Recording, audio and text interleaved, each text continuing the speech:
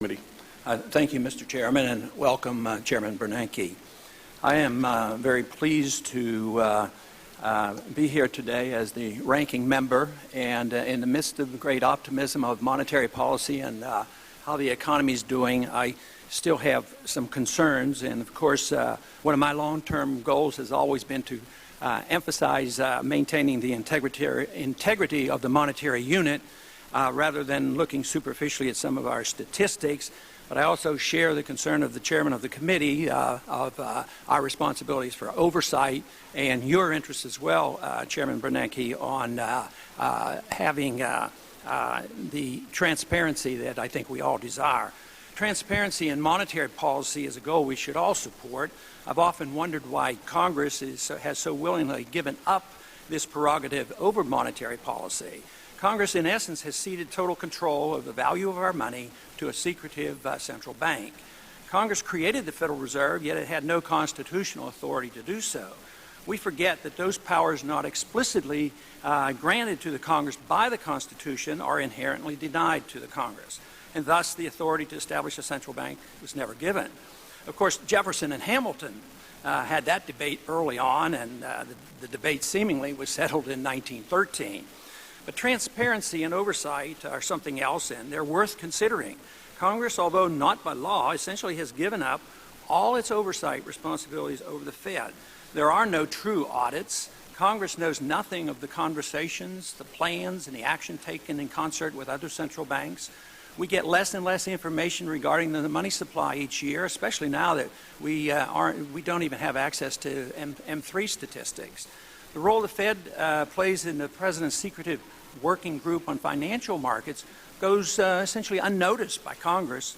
The Federal Reserve shows no willingness to inform Congress voluntarily about how often the working group meets, what action it takes that affects the financial markets, or why it takes these actions. But all these actions directed by the Federal Reserve alter the purchasing power of our money. And that purchasing power is always reduced. The dollar today is worth only 4 cents compared to the dollar that the Federal Reserve started with in 1913. This has significant consequences on our economy and our political stability.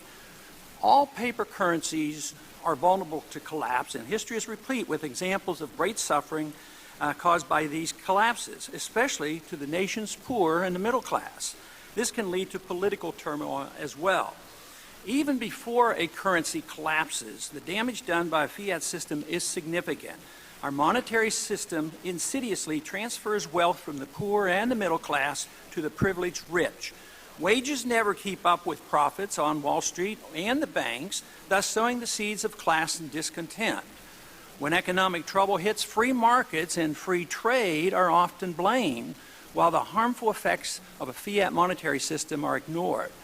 We deceive ourselves that all is well with the economy and ignore the fundamental flaws that are a source of growing discontent among the various groups. Few understand that our consumption and apparent wealth is dependent on a current account deficit running at approximately $800 billion a year. This deficit shows that much of our prosperity is based on borrowing rather than a true increase in production. Statistics show year after year that our productive manufacturing jobs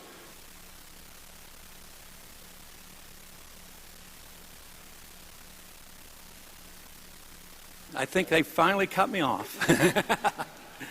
Is it on now? Okay.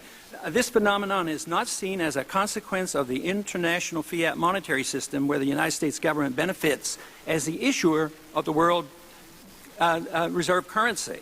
Government officials consistently claim that inflation is in check at barely 2%, but middle-class Americans know that their purchasing power, especially when it comes to housing, energy, and medical care and school tuition, is shrinking much faster than at 2% per year.